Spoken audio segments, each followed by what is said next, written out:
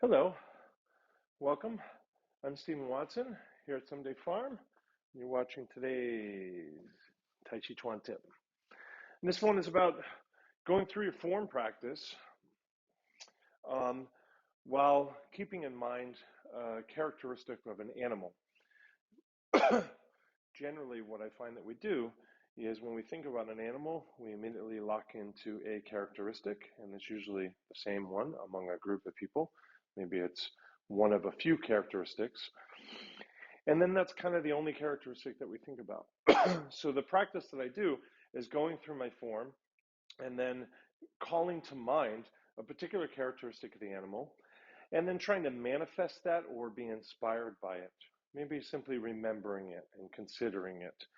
And then what I'll usually do is I'll just kind of do that through a series of pieces of the form. And then I'll progress to another characteristic of that animal and I'll bring that to mind, manifest it, be inspired by it through a section of the form, a series of movements, and then I'll progress to another characteristic of the animal.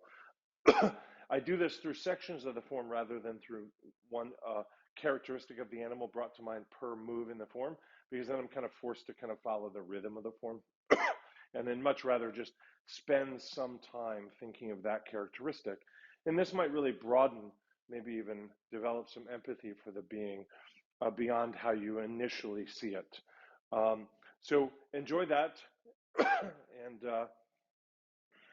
please do your part to continue to be inspired by the art. Thanks.